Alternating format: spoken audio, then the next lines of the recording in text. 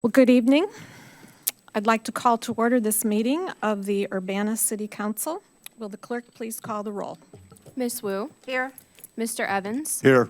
Ms. Hersey. Here. Ms. Colasetti. Here. Ms. Bishop. Here. Ms. Wilkin. Here. Mr. Quisenberry. Mayor Marlin. Here.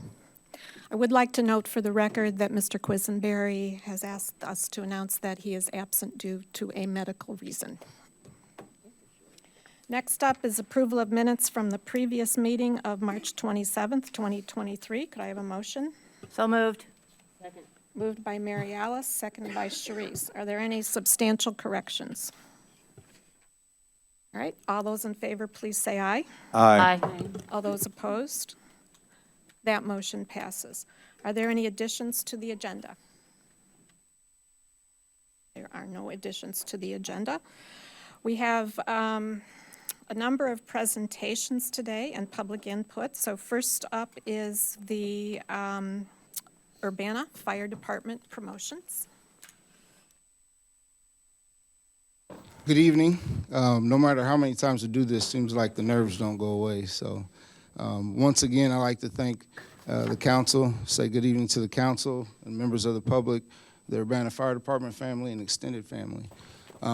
As always, it's an honor. I consider it an honor to stand here when I have an opportunity to either present a new hire or recognize a member of our department that gets promoted. This evening, I'm gonna present to you Josh Fitzsimmons. So if you can come on up.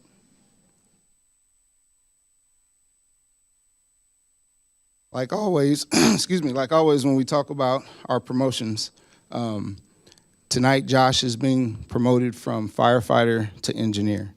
So what does that mean? That means Josh has now assumed more responsibility he's the one who is now in charge of driving our trucks, making sure the truck is in shape for service, and he's in charge of every single time he gets behind the wheel, he's now taking the lives of our citizens and our employees into his hands. He makes sure that we get to the scenes and home safely.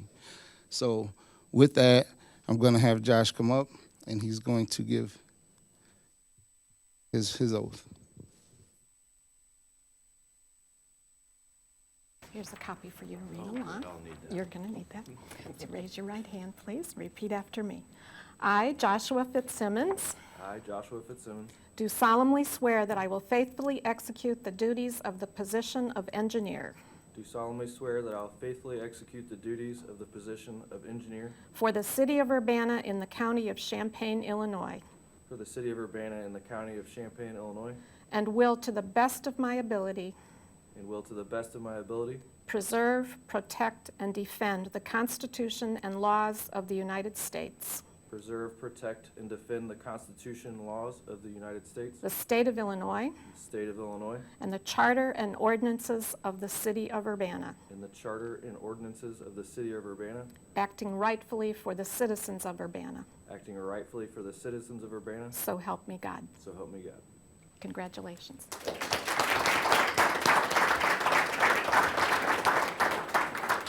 I like to say, Josh has been with the Urbana Fire Department for 7 years, and now engineer Josh Fitzsimmons is also a paramedic.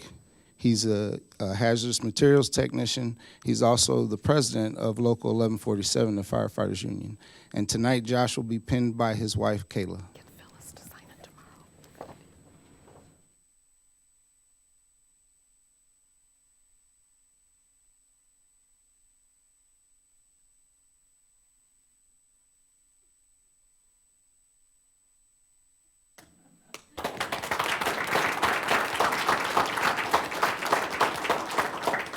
Be careful taking those corners, okay? There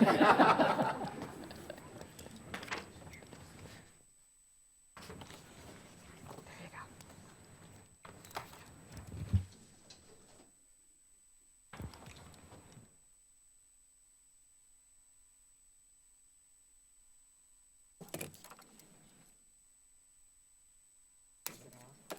It's off.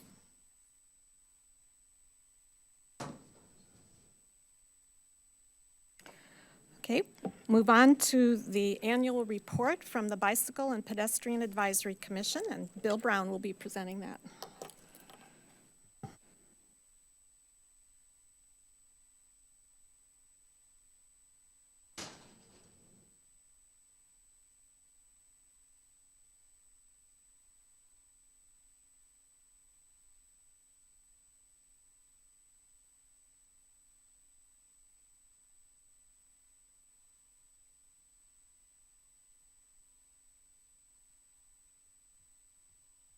Hello, Council. Good to be here. Good to see you again. So this is our annual report from 2022. It's a couple months late, but we try to get out usually in February. It was ready maybe end of March, but we're finally on the schedule. So this year, yeah, we had a couple changes in committee members, but also still quite a few people that have been on for quite a while.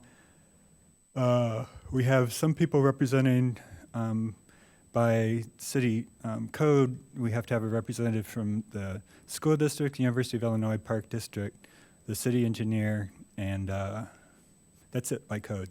But then we've also have someone kind of semi-representing MTD, I mean officially representing from MTD's point of view, but just kind of as a liaison from our perspective.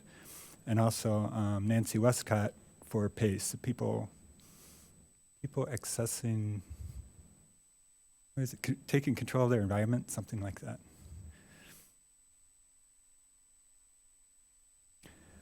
Just a brief background. So you have the full report in your packet, and it'll be online on our Bicycle Pedestrian Advisory board page for anybody that wants to read the full report. So I'm just going to be going through some highlights.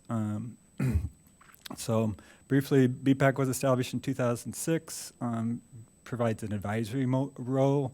We don't have any official capacity to vote on budgets or anything like that. So it's pretty much, besides what is listed in the city code, what our responsibilities are, it's pretty much up to you to tell us what you're interested in and for us to come up with our own recommendations on the various topics. We have been a bicycle-friendly community recognized by League of American Bicyclists since 2010. That requires quite a bit of a pretty rigorous process to evaluate your infrastructure, your kind of planning capabilities, what kind of education you do for the community, your safety, things you're doing for safety and education and equity and things like that. So and then you get a report card at the end that shows you where you're doing good and where you're not doing so good, and that's always really useful. So we just applied again for 2022. You have to renew it or reapply every 4 years and hope that you still get the same level or higher and hope you don't slip down. I mean, we are still, as far as I know, the only bicycle gold community in the state of Illinois, mostly because we do have a high number of people bicycling and walking, but we also have pretty good infrastructure. It's a pretty easy city to get around if you're biking or walking. There's a page or two in your annual report that discusses the benefits of active transportation for communities as a whole and highlights how Urbana is pretty exceptional when you compare us to other cities nationwide and even in Illinois as far as the number of people who walk or bike to work, just because it is fairly easy to get to the major employment areas. So it's mostly a structure of, or a matter of the city structure, and keeping that in mind as we develop and having places to walk to and nearby services is always a good idea. Couple of just travel time maps, not time travel maps. We'll show you how far you can get in 15 minutes from the city building, whether if you're riding your bike or walking. This year we adopted some goals. It's a little different for us. We were working on them last year. So we have these 5 target areas, and then under each one there are kind of responsibilities that people have volunteered to take on and present different topics every week or every month. And then we also will be reviewing progress and updating them at least once a year. So a few infrastructure highlights from last year. North part of South Lincoln Avenue was resurfaced. That took quite a while, but has a really nice change, nice crosswalks and ramps. And on Main Street here, there's actually a refuge island, which has never we've never had before. So it makes it a lot easier. You only have to cross 2 lanes at a time, and people will more likely see you if you're waiting there, and there's all kinds of signage and everything. Also, it's kind of a unique treatment is where it kind of suggests that cyclists should go off onto the sidewalk there to use the crosswalk instead of going straight across. The cyclist has a choice if there's nobody coming and they want to go straight across, they can, but if it looks like they're going to have to wait a while or walk their bike across or something like that, it's nice to have that option, and then you can use the refuge island too if you need it. One of the infrastructure improvements that happened was the Windsor Road resurfacing. The old Windsor Road, the bicycle lanes was separated by a 8-inch wide rumble strip that also had gaps, like every 15, 20 feet, or actually I think it's every 30 feet, it has about a 10-foot gap. But when they redid it this time, they're wider rumble strips and there's no gaps. So it's going to take some getting used to that. It's almost like a protected bike lane that's not protected, but it's not really ideal, and it's not what's recommended in the bike plan. But it's in one of the Illinois local highway manuals for rural highways, or rural highways near cities where there's high incidences of people running off the road. But the problem with that was if you're cycling, sometimes you need to get out of the bike lane to get into, say, the left lane to make a turn, or else, like this picture is showing coming up, going east to Race Street. So this is coming up toward Meadowbrook.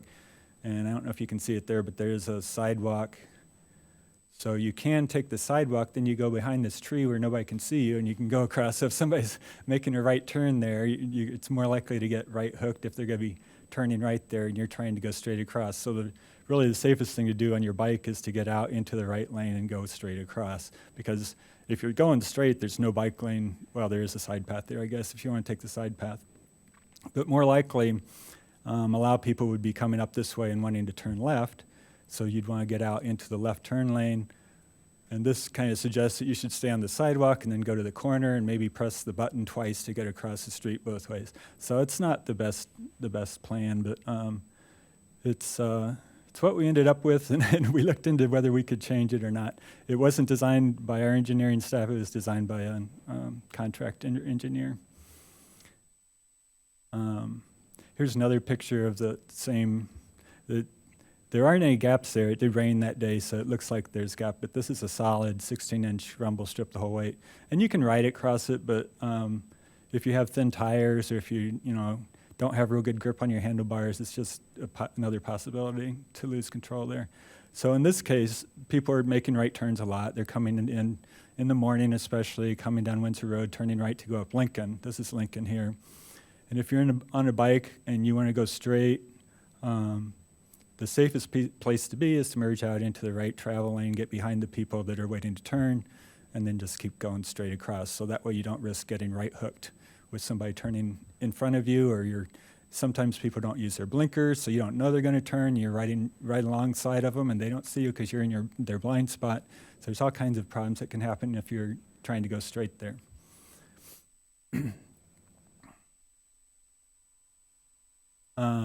So we're real excited about the equity and quality of life projects that you budgeted for. That was $2 million total. $1.2 million will be going for sidewalks and paths, and about $800,000 for streetlights. And there's 10 projects underway in some kind of design phase or other process.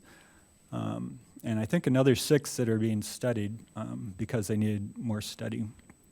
But this is a future site of the multi-use path that will connect kind of where Church Street crosses Lincoln in the distance there by Carl Hospital. Connect that to the south end of Harvey Street. So it's being used now. You can see it's a footpath. It's been used for years and years, but the city owns the right-of-way there, so it'll be nice to actually get that paved. And the people that own this vacant lot right next to it you can't tell here because I think this isn't quite on their lot, but they do mow it and they keep it in pretty good shape.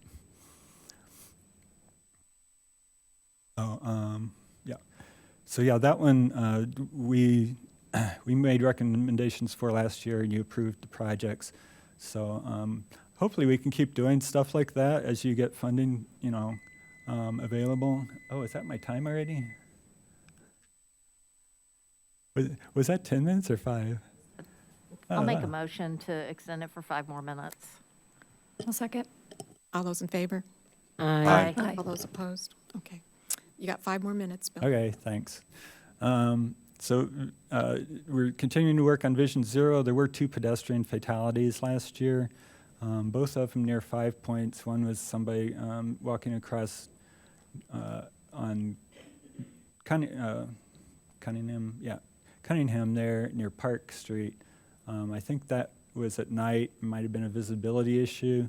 The other one was a man in a scooter early last year that was trying to cross here, and somebody was coming out on Water Street, making a left turn, and caught him there. That one, there is going to be a study for this area, but we just want to remind you too that the traffic fatalities as a pedestrian increase exponentially with the increase in speed limit. It's not just because, it's not just because when you get hit, it does more damage because it's going faster. Think of this case here. This guy making the left turn probably was watching traffic that was moving pretty quick and trying to get through a gap. If the speed limit's lower, you have more time. You don't have to hurry out into these gaps and make left turns without having enough time to look in all directions and watch for pedestrians and everything. There's also a new federal project, Safe Streets for All, with $5 billion appropriated over 5 years. The Regional Planning Commission applied for a grant last year for infrastructure and was unsuccessful. They were way oversubscribed for infrastructure grants and way undersubscribed for planning grants. So we'd recommend to apply for a planning grant, like a Vision Zero action plan that we need. Of course, now everybody thinks they're oversubscribed, so everybody might do the opposite next year, but we're hopeful that we could get something going there. So other things we discussed, we had some interns that helped do the bicycle master plan review. We sent a no parking in bike lanes recommendation to Traffic Commission. Talked about the East University Avenue project and provided some support letters for the successful grants that were just awarded a couple weeks ago. The ITEP grants for Baker Lane and Florida Avenue. We're real excited about those. That'll be a huge improvement, especially that Florida Avenue one. I know that one's been in the works for a long time. And traffic calming policies. So, any questions? We have time for a this- couple questions. This is ribbon cutting for First Street path. It's not in Urbana, but wanted to put in there because that's another example of they applied for the ITEP grants multiple times to get that. And that was one, if you're a cyclist in Urbana that rides out in the country or rides over that direction towards Savoy, you know how bad that was needed along that stretch. And that other picture you can't see real well, but just want to give kudos to Clark Lindsay because they provided these temporary solar-powered lights along the sidewalk there during the construction because they took out the lights that were in the parking lot that normally lit that area because they were using it for a staging area. And put in a plug for the bike safety quiz, rideillinois.org. If you haven't done it yet, it's in your packet, and I suggest you try it. There's different quizzes there, and they're kind of fun to do. Okay, Chris? Yeah, about the refuge islands on Lincoln, they are nice, but there's no lights, no signage as to what we're all supposed to do. So I did go into the refuge island. You're right, they can see you, and we're all like, okay, do I stop for you? And so we're kind of, what happened in my case was the person in the left lane did that. They stopped and started waving me over. But that blocks the view of the person coming on the right side. And so he literally is like the pick in the block for the other guy to kill me.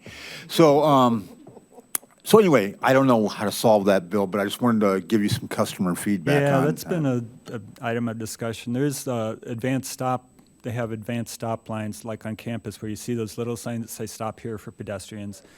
We don't have those on Lincoln. They determined at the time that they weren't warranted. And also for that intersection at Main, originally we had hoped for push-button beacons that would actually set off a light, but there wasn't enough traffic at that time when they did the study. That was probably 3 or 4 years ago. So we suggested, they do another traffic count, and see if that's improved. And it's harder once it's already done to go back and pay for another light. But if it's warranted there, then we should I'm just try letting it. you know what's happening, and we'll just have to see what, as experience will tell us what needs to happen. Yeah. Okay, one more, Sharice. I'm just going to piggyback on what you were saying, because I lived in California for a very long time, and they actually passed legislation that if the left lane, if you're in a double, 4-lane thing, if the left lane stops for a pedestrian, the right lane, they wrote it into their driving stuff. The right lane should stop too, and that keeps folks from. So that may be something that you may want to try to lobby for with state representatives, to have that type of legislation, and it would be statewide. Yeah, I think it might be a law, but it's a matter of people knowing about it too. So maybe do some education on that. Yeah.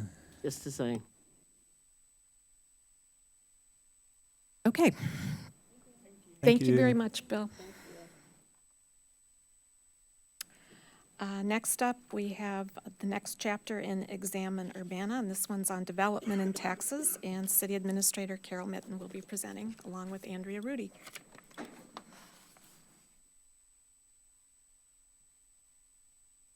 And this is the third time we're before you going over Examine Urbana. The first time we had the introduction chapter. Last week we had transportation. Carol is going to go over development and taxes this week, and we'll still have housing and arts and culture yet to cover. Thank you. I'm very excited to present this chapter. This is my favorite chapter, as Lily knows.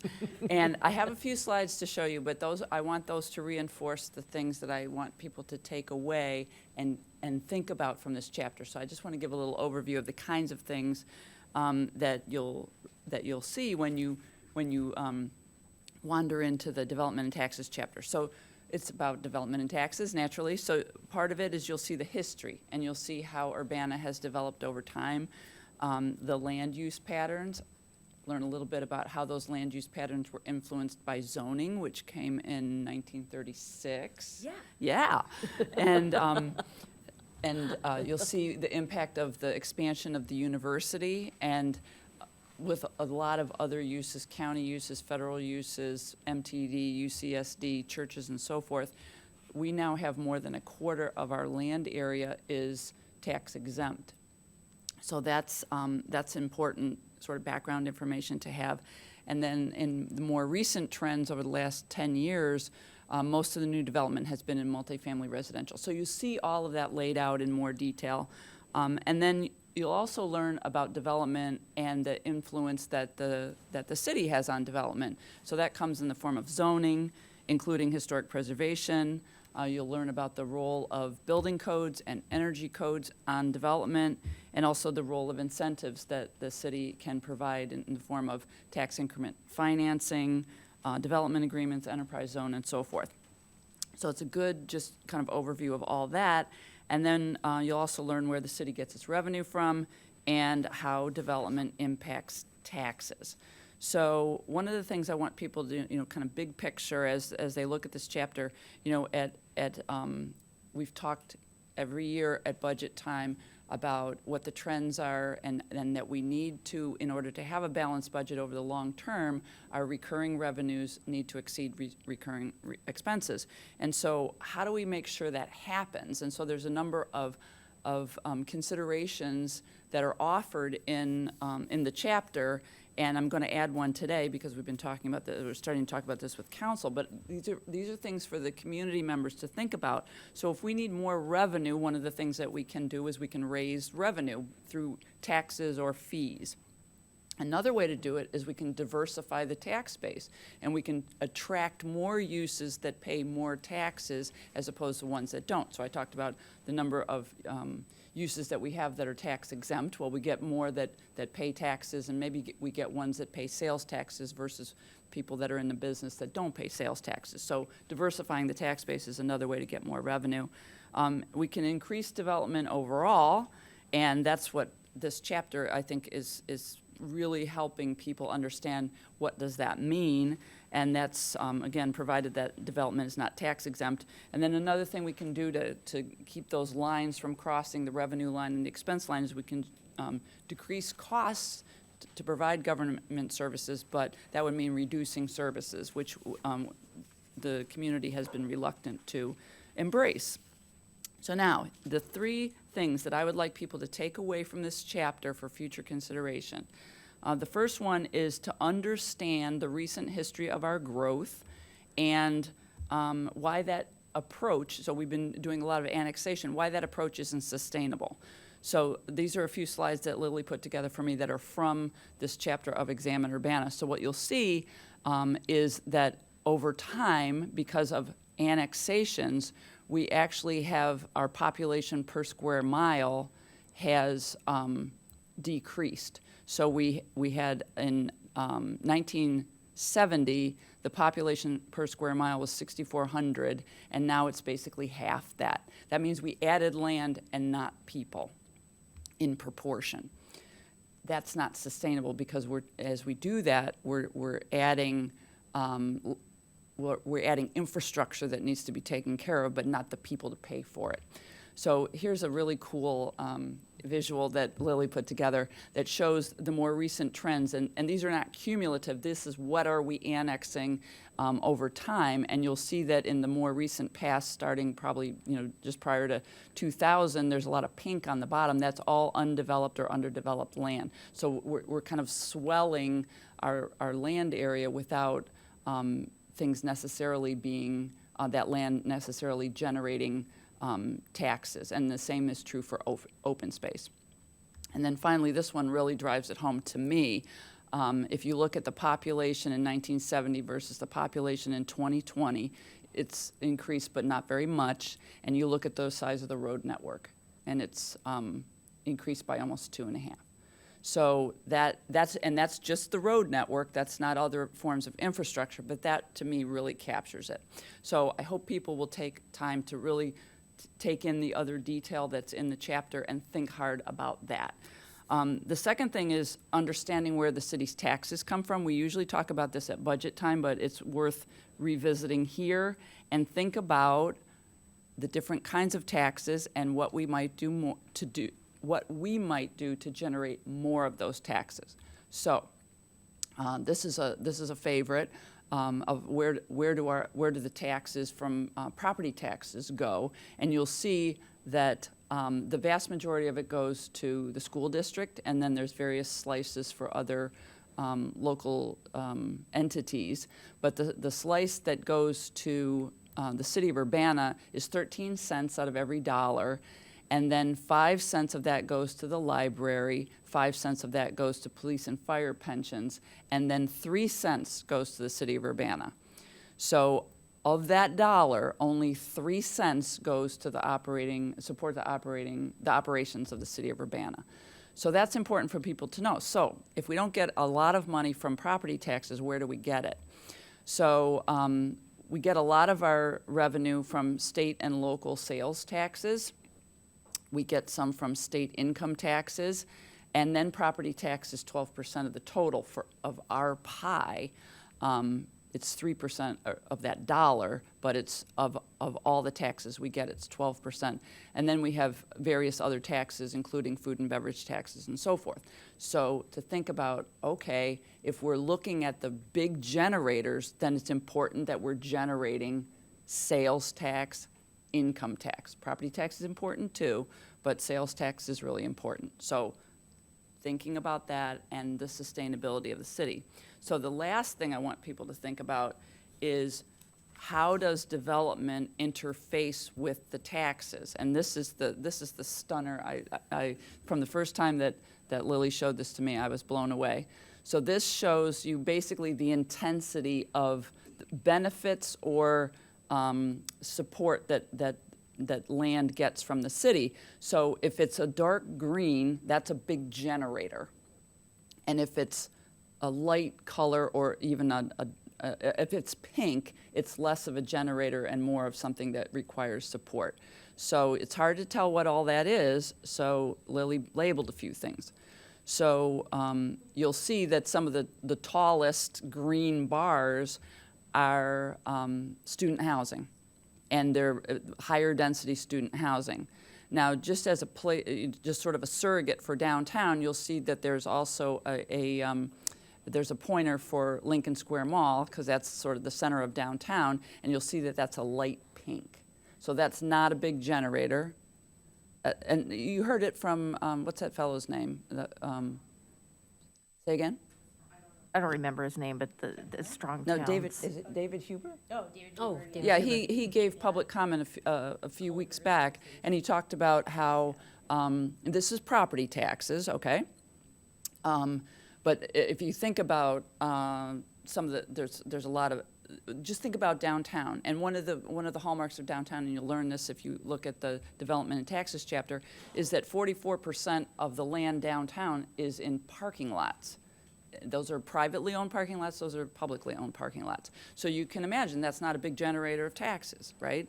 And so in most communities, downtown is an engine for tax revenue. Our downtown is not. And so the areas that are the most intense are closer to campus because they have student housing, or it's along University Avenue. So that's something that people have to confront, which is if we want more development, because that's a way of generating more revenue, and we want that development to either generate income tax, so it needs people living in it, or we want it to generate sales tax and perhaps other taxes, where should that be? So that's another thing that I want people to, as they review this chapter, to think about, because that's the guidance that's a big, important question that the guidance will come in the new comp plan. So with that, those are my three takeaways. I hope people read this chapter. It's very interesting. I'd be shocked if you didn't learn something. I know I did when I read it, and that's always fun. So I'd be happy to answer any questions. Chris? Thank you for the presentation. I did read through it today. Beautiful job on the history of zoning. Beautiful job on the development. I mean, wow, I learned my job finally. So it's really great work. Taxes.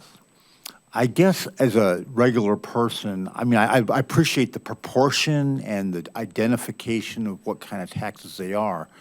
I guess I'm surprised I didn't see like, okay, it's the motor fuel tax, here's the rate of per gallon tax that we're collecting, and then the amount for FY22, like the total amount of the money. And I mean, you did a good job of the percentages, and you gave us the 40 million operating budget, but I don't know how much each tax generates.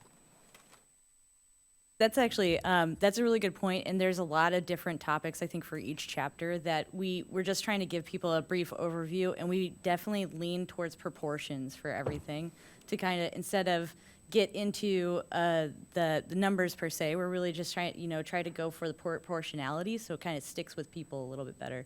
We try to err on being a little bit more visual and proportional on data, so. The other thing I would add is that I think that on the taxes side, that's primarily focused on general fund revenue and not revenue that's going into any designated fund like the local motor fuel tax fund or the stormwater fund or anything like that. Okay, and just one last question, I'm done. But Carol, am I hearing in your presentation, and it kind of Alderperson Wu will back me up here, but in the Strong City presentation we saw about 6 months ago, that periphery development doesn't work because you create this massive infrastructure that we can't afford necessarily, and we need infill development. Right, and I think you see that here, right? And you'll see there's more texture to all this if you look at the chapter itself. But what you see is, if you look at what's on the screen right now, you'll see that there's very little green on the edges, and that's because it's a lot of infrastructure. That's what I was trying to illustrate, and you'll see the pattern of annexation through the history part of the chapter, and that's not the path to success. You really have to be thoughtful about as you if you decide, if a community decides to grow through annexation, how are you going to make that land productive, and from a taxing sense. I might add too, when we reviewed the economic development plan, the interim plan, you remember that we focused on areas that did already have infrastructure, so that we weren't doing that, having our attention spent on areas that are going to cost the city more money.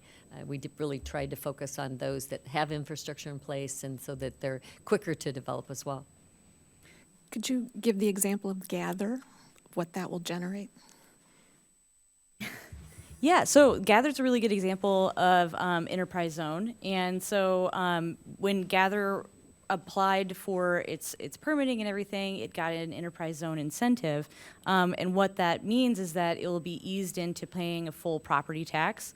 That helps with that development gap that we also talk about a little bit. And if you want nice things, they cost money. And just these days, building things it's always been expensive, but it's very expensive.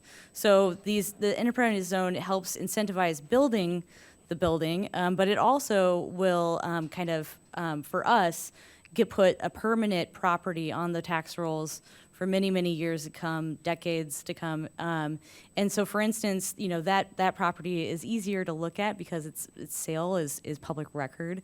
So it just sold for $63 million. So yeah, I just saw some eyebrows raised.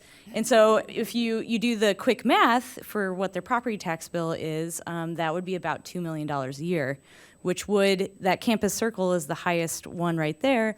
And what you're seeing really are buildings that are really land efficient, and that's what makes places as well. So there's also this kind of triple bottom line. You're being efficient with your land. You're doing good things for sustainability and walkability.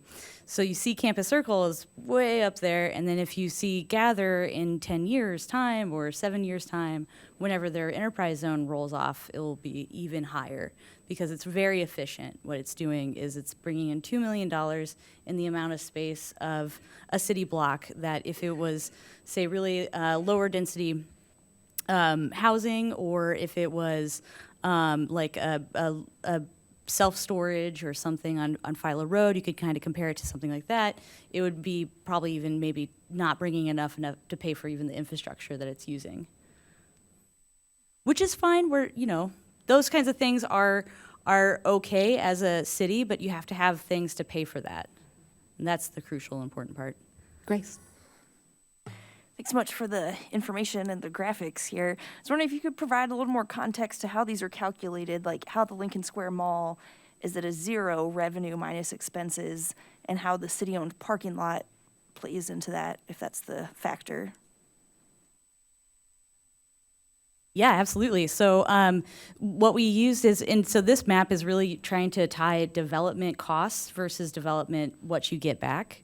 So what we used was property taxes, and what we had to do in order to do that, unfortunately, how we tax things, you can have a lot of tax parcels. So I have an older home, and the older home has actually 2 parcels instead of tax parcels, and some of the tax money I pay every year goes to here, and some of it comes to here. So we went through the city and we combined all of the parcels. So you have a church and it's 9 parcels because in 1950 it was 9 homes, and then the church decided I needed a bunch of car parking. And so they bought those homes, made car parking. We had to combine all of that, add up the taxes, add up the area, add up a bunch of other things too as well, to make our data set. And then what we were able to do is then take our CIP numbers and our hard infrastructure costs, the things that they're relying to pay for that. We had about we had 13 sample areas to test out our hard infrastructure costs to real-world Urbana blocks. They were all very, very different mixes. You know, some of them were mixed-use blocks, some of them were different development periods of residential. We tested that against our infrastructure costs, and we got to a number per square foot, not square foot, linear feet of lot right-of-way frontage. We took the right-of-way frontage for all of our zoning lots, is what I would call them, but, you know, of our lots across the city. And then we multiplied that by that number, so that way we weren't actually using land use, so we could be more neutral on what the land use is, and then find out then what the results are per land use for that. I think there's a chart in the taxes chapter that breaks it over land use as well. Thank you so much. And so Yeah. then that's property taxes, right? You're saying also like sales taxes and things aren't factored in there, right? Like, It's not, that's what you're yeah. saying, the use. If it is a business with sales of a good versus services, and those are taxed differently, and that's not factored, right? Yeah, because what we're trying to do is look at the development approval process to development, what it's going to take in hard infrastructure. So that analysis would be great. It would answer a different kind of question, and then you'd also want to take in all of the costs as well. So like police and fire service costs would be added into instead of just hard infrastructure. Thank you. Yeah. Chandra? I have more of a comment than a question, but I appreciate you breaking down all of these by chapter and allowing us to really digest the comp plan because the comp plan lasts so long, we definitely want to make sure we're understanding and making the right choices to go into the comp plan. So I appreciate you giving us digestible pieces. And just as a quick comment, will be hopefully a living document, so it will be something that, though it's got this long viewpoint, 20 years, don't think that the community has 20 years with it. It's something that you can update, and you probably should update periodically. Some states even regulate that. And Chandra, I think you brought home too that it really is a resource for all of us. You know, you as council members, we as staff, you know, we can refer people to it. So if people want information on various topics, we can refer them to this document, and I think it'll be very helpful. And just to remind everybody, it's examine.urbanaillinois.us. One last question. So we get this question quite frequently, and I just wanted to confirm, so you had already mentioned enterprise zones. Enterprise zones are defined at the state level. Is that correct, or are they defined at the federal level? I don't think the city of Urbana has the ability to define what an enterprise zone is. Go ahead. So we define kind of the properties that fill into it, but it is a state program. Right, so you have to file the information with the state and go through that process. Is that correct?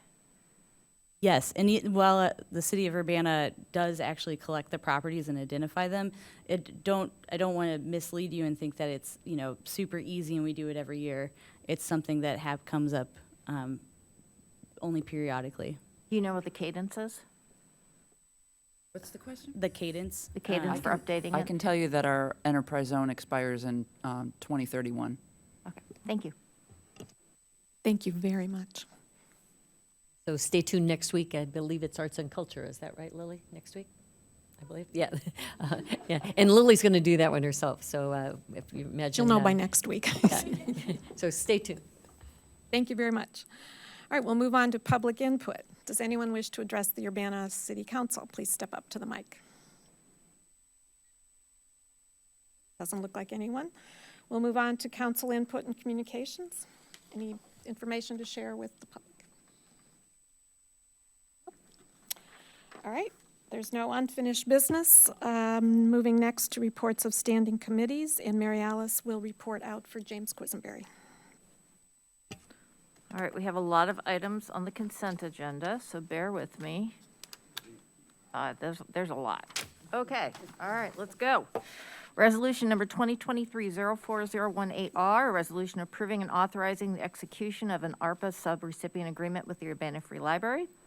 And resolution number 2023-04019R, a resolution approving and authorizing the execution of an ARPA subrecipient agreement with the Eastern Illinois Food Bank. And resolution number 2023-04020R, a resolution approving and authorizing the execution of an ARPA subrecipient agreement with the Red Herring Restaurant. And resolution number 2023-04021R, a resolution approving and authorizing the execution of an ARPA subrecipient agreement with Common Ground Food Co-op. And resolution number 2023-04022R, a resolution approving and authorizing the execution of an ARPA subrecipient agreement with Habitat for Humanity of Champaign County. And resolution number 2023-04023R, resolution approving and authorizing the execution of an ARPA subrecipient agreement with Carl Hope Village. And resolution number 2023-04024R, resolution approving and authorizing the execution of an ARPA subrecipient agreement with First Followers. And resolution number 2023-04025R, a resolution approving and authorizing the execution of an ARPA subrecipient agreement with Sola Gracia Farm. And resolution number 2023-04026R, resolution approving and authorizing the execution of an ARPA subrecipient agreement with the Well Experience. And resolution number 2023-04027R, resolution approving and authorizing the execution of an ARPA subrecipient agreement with the Urbana Neighborhood Connection Center. And resolution number 2023-04029R, CDBG Senior Repair Program Agreement between the City of Urbana and Champaign County Regional Planning Commission. And resolution number 2023-04030R, resolution approving the transfer of volume cap in connection with private activity bond issues, single-family mortgage revenue bonds, and related matters with the private bond cap allocation of EIEDA Program Series 2023. And finally, resolution number 2023-04031R, resolution approving the transfer of volume cap in connection with private activity bond issues for single-family mortgage revenue bonds and related matters with private bond cap allocation IHDA Series 2023. Is there a second? I'll second. Moved by Mary Alice, seconded by Chandra. Will the clerk please call the roll? Ms. Wu, Yes. Mr. Evans, Yes. Ms. Hersey, Yes. Ms. Colasetti, Yes. Ms. Bishop, Yes. Ms. Wilkin. Yes. That motion passes. Regular agenda? All right, on behalf of the Committee of the Whole, I move approval for resolution number 2023-04028R, resolution approving an intergovernmental agreement concerning Boneyard Creek project. Is there a second? Second. Before discussion, I believe Carol had some updates from John Zeman. I do, thank you. So in the packet, you had a slightly revised IGA that had what the addition of some, it's boilerplate language, but very important boilerplate language, added about the, that the performance of the undertakings will comply with all laws, and then there's an indemnification section too. Those are standard, and that hadn't been included in the draft that was included that you first saw, but that was in the packet for this week. And then I also wanted to call your attention to the fact that the bid tabulation sheet is now complete, because the bids were open, I guess, on April 14th. And so you'll see that the bids came in well below the engineer's estimate. So what had been originally in the memo, that the city's share was going to be approximately $400,000, the city's share is now $167,686.42. And that is delineated on page 364 of the online packet, if you wanted to see the breakdown.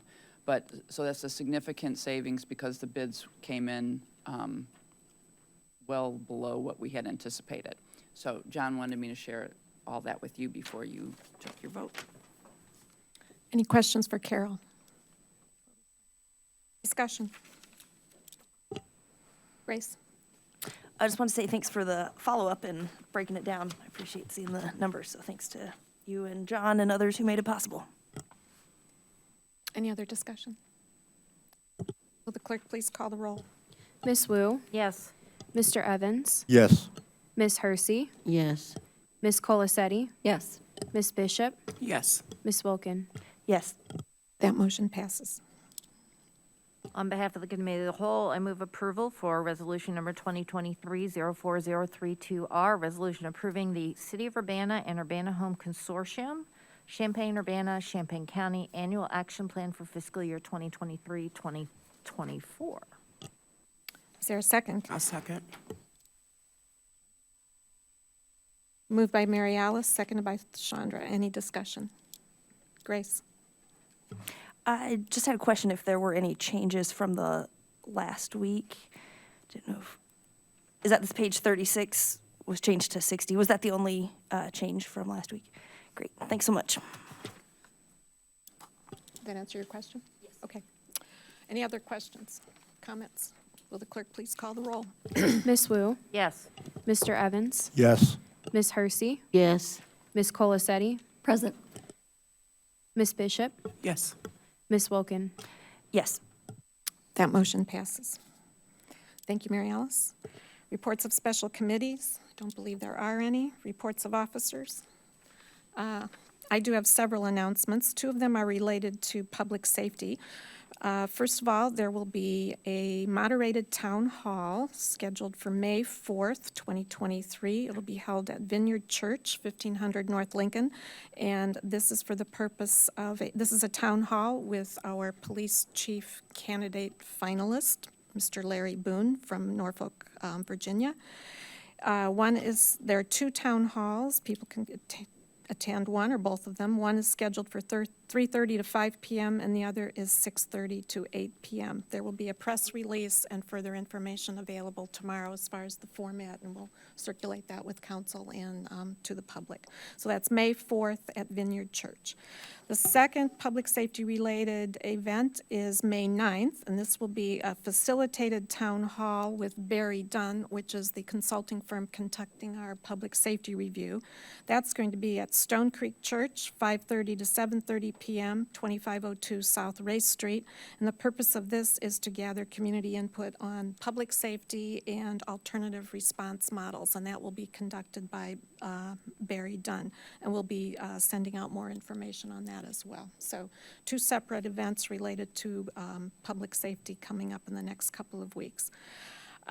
Secondly, I wanted to make a note. I'm glad that the ARPA funding, ARPA agreements are being passed.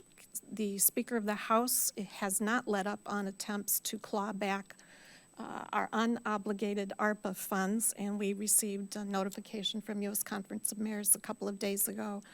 Again, to this effect, we were asked to fill out a survey documenting or showing how much of the funds we have budgeted, how much we have spent, and how much have been obligated. And what they're going after are the unobligated funds. So the sooner we get all these agreements in place, the better.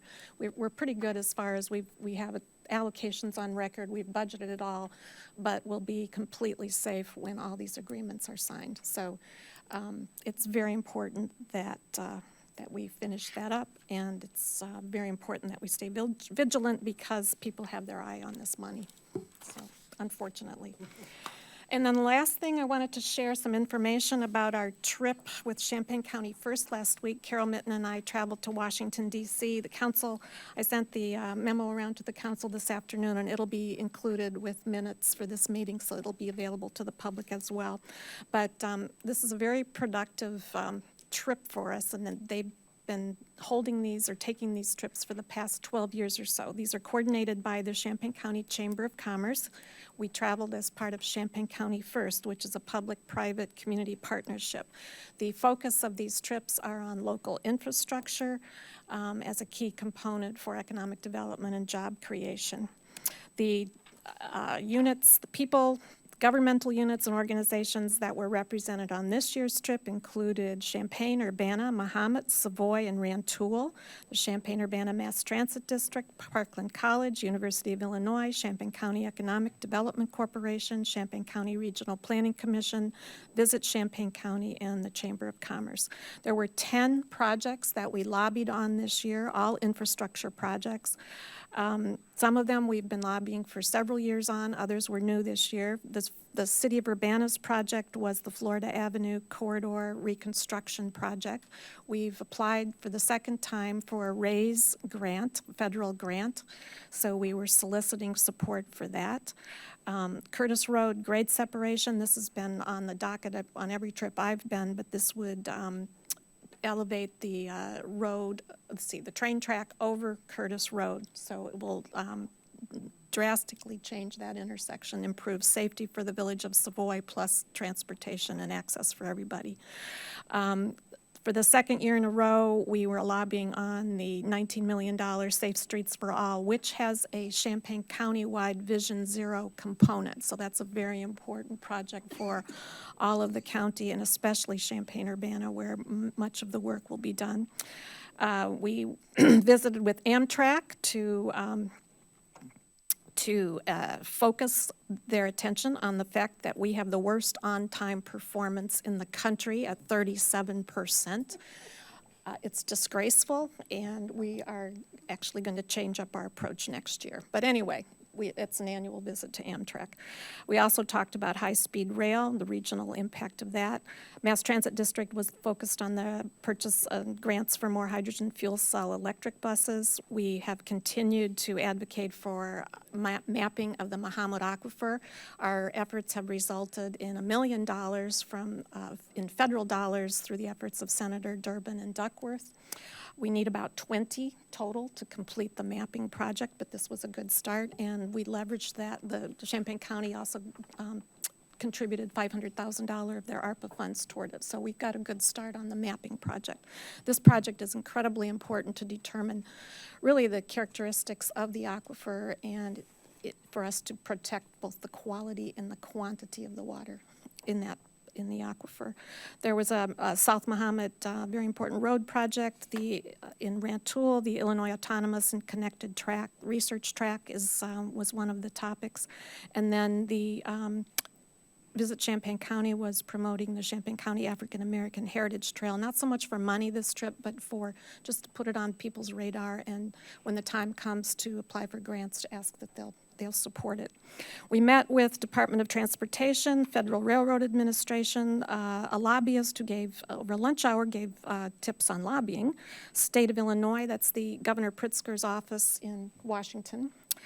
We met with Amtrak, and then Congresswomen Nikki Budzinski, Robin Kelly, Mary Miller, whose districts touch a portion of Champaign County, and then we met with Senator Tammy Duckworth and Senator Dick Durbin. And then on the back of this page are just some of this recent success stories. But again, sometimes you have to go for multiple years, advance your project. The Curtis Road Underpass is a good example. It started out as a $40 million project. They've secured about $20 million of the 40 they need. So you get these incremental successes, and they're getting closer each time. So anyway, this will be available to the public as well. So very useful trip, and we learned a lot, and we're going to get those trains running on time. And I think that's all the announcements we have. There is no new business, and so this meeting is adjourned. Thank you.